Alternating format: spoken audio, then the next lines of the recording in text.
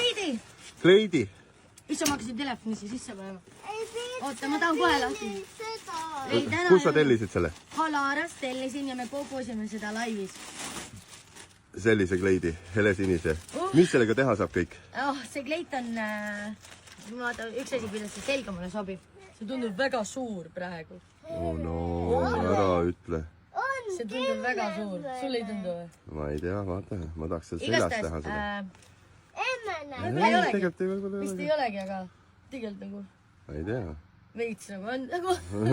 Aga nii, mis see on eriline? Esiteks, sellega saab ujuma minna. Teiseks, siin on all püksid.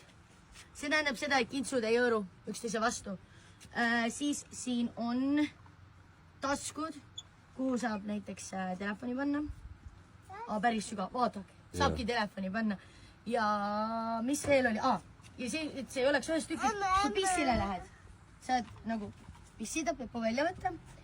Ja see peaks korrigeerima ka kõhtu. Kõhu sisse tõmbama.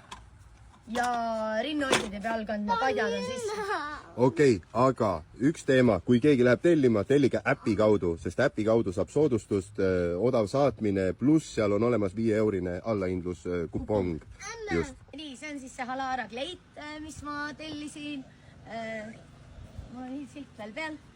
Ja siin on siis taskud. Oota, kus see on? Niimoodi. Läheb.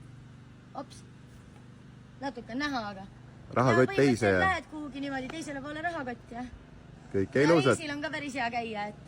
Hakka jälgima, et näha õhtust laivi. See tuleb ainult privaatsel kontol, ehk siis kõik jälgijad saavad vaadata. See on siis L-suuruse tellisin mina.